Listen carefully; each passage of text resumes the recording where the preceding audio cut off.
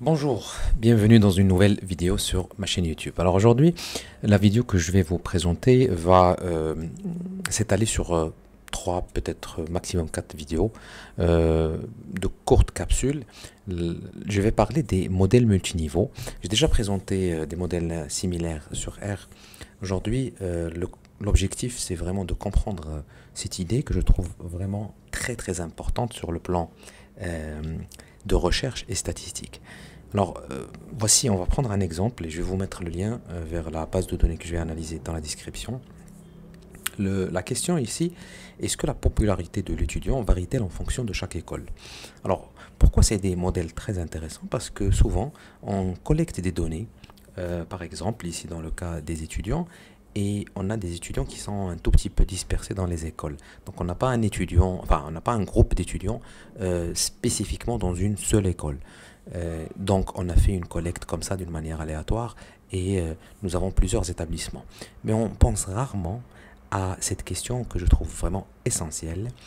Est-ce qu'il y a un effet de l'école lui-même? Bien sûr, vous aurez une question de recherche à vous qui vous concerne. Par exemple, vous êtes en train de collecter des données sur des malades. Est-ce que l'hôpital a un effet? Des données sur des salariés. Est-ce que l'entreprise a un effet? Des données dans différents pays.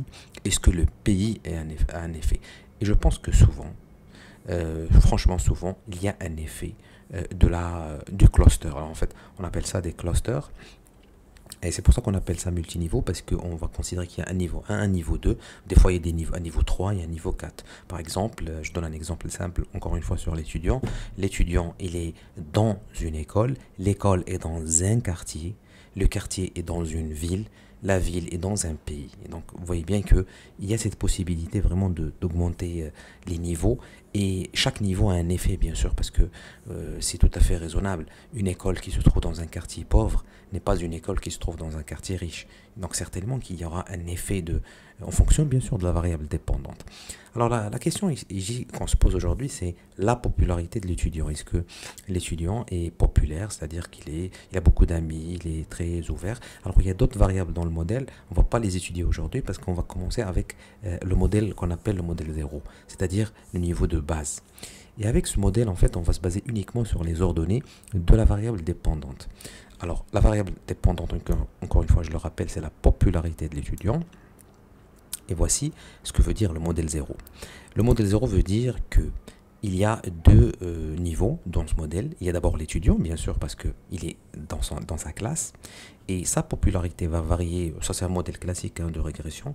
Il y aura une moyenne de chaque classe, parce que l'étudiant est dans une classe, par exemple la classe A ou la classe 1. Et puis, bien sûr, chaque étudiant va avoir une erreur par rapport à sa classe. Donc, voici les deux composantes de ce modèle de niveau 1. Ensuite, bien sûr, il y a le niveau 2. Le niveau 2, c'est là où ça va varier parce que chaque étudiant est dans une classe. Et donc, il y aura dans ce modèle la moyenne de la classe. C'est exactement, c'est pour ça que j'ai mis ça en bleu. La même valeur qu'on aura ici, on l'aura ici. Et donc, la moyenne de la classe va varier en fonction de quoi? Bien sûr, en fonction de la moyenne générale, qui est la moyenne, par exemple, si on a 3 classes, c'est la moyenne des 3 classes. Si on a 10 classes, c'est la moyenne des 10. Donc, c'est une moyenne générale. Et bien sûr, l'erreur de chaque classe par rapport à quoi? Par rapport à cette moyenne générale. Donc j'ai mis tout ça bien sûr dans la description ici. Et je peux vous mettre bien sûr ce document dans la description également.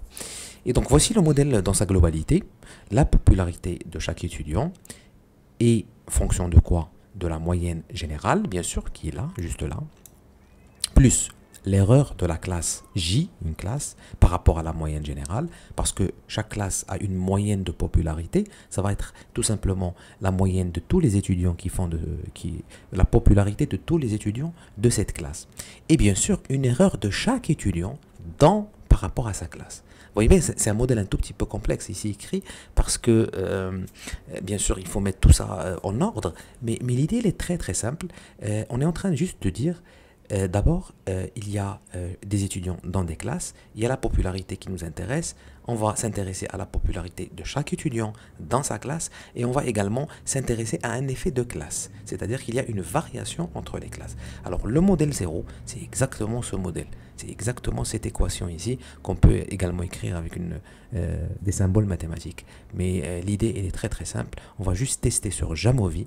On va voir est-ce que effectivement il y a un effet de classe. Et vous allez voir qu'on va effectivement le découvrir. Alors je passe directement sur Jamovi. Cette base de données, je vais vous mettre le lien dans la description.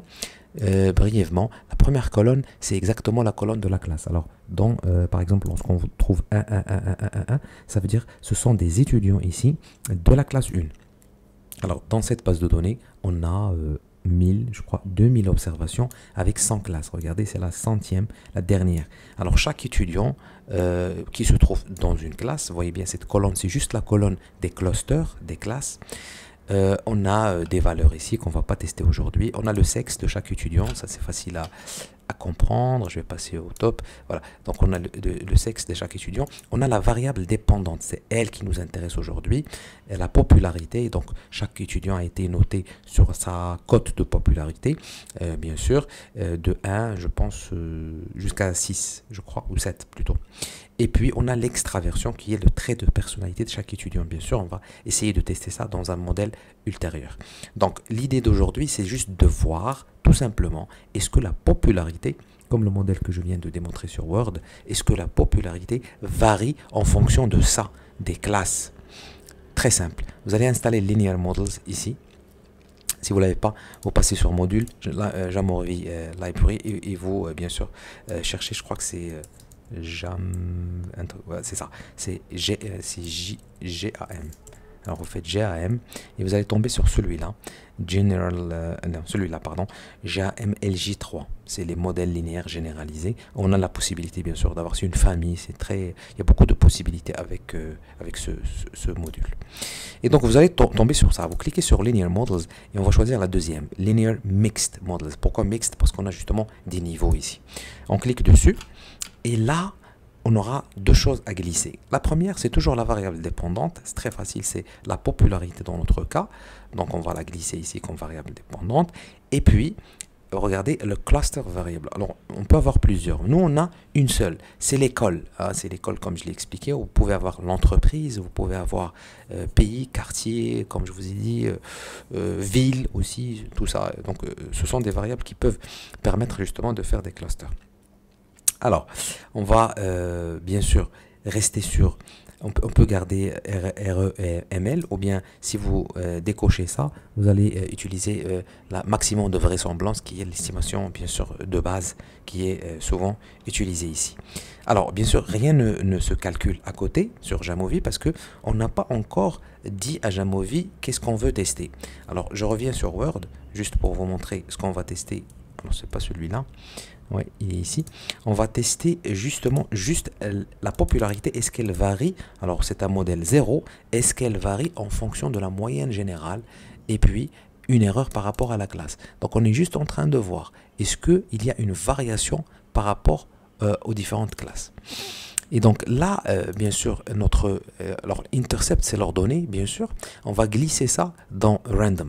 C'est-à-dire qu'on veut voir est-ce qu'il y a une variation aléatoire. Alors random, c'est aléatoire. Bien sûr, de quoi? De L2ID. Alors, rappelez-vous, L2ID, c'est la première colonne que j'ai ici. C'est la colonne des écoles, des classes, pardon, pas les écoles. Ce sont des classes. Donc, on a différentes classes dans un établissement. Et donc, on a différents niveaux. Hein. On va considérer ça comme des niveaux. Et c'est tout. On va lui dire que ça. On va rajouter juste un test LRT, celui-là pour tester est-ce qu'il y a vraiment un effet de la classe. Voilà. Donc vous aurez des sorties ici, bien sûr, à côté. Voici le code R, parce que bien sûr, Jamovi se base sur R. Et on va s'intéresser à deux choses, ou trois choses maximum. La première chose, c'est ça.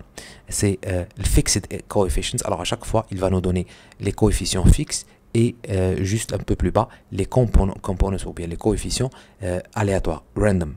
Alors, ce qui est fixe, c'est cette valeur ici, c'est l'ordonnée, justement, générale des différentes classes. Bien sûr, c'est ce qu'on a vu tout à l'heure. Ça, c'est la moyenne de la popularité, parce que c'est la variable dépendante, elle est de 5.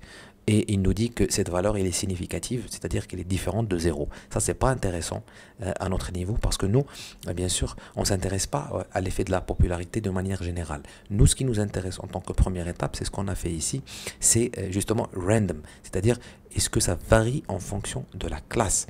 Et là, il nous donne trois choses intéressantes, c'est la variance. De quoi? De la popularité en fonction des classes. Il nous dit que ça varie. Voici l'écart type. Bien sûr, ça, c'est la racine carrée de ça. Et il nous donne cette valeur de ICC, qui est une valeur fondamentale dans des analyses multiniveaux. Il nous dit que cette valeur, elle est différente de 0.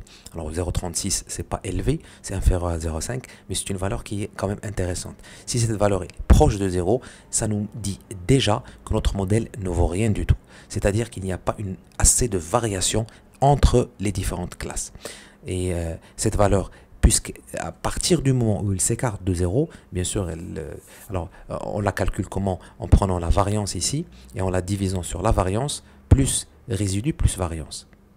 On fait 0,69 divisé par 1,22 plus 0,69 et on obtient une valeur ICC de 0,36. Il nous dit que tout simplement, il y a assez de variations entre les différentes classes. Alors ici, combien? On a une centaine de classes. D'accord? Voici la variance. Et il nous dit que cette variance est assez importante. C'est vrai que ce n'est pas très élevé, mais en tout cas, il y a de la variation. Mais ce qui est plus important, c'est le test que j'ai coché ici, celui-là, LRT.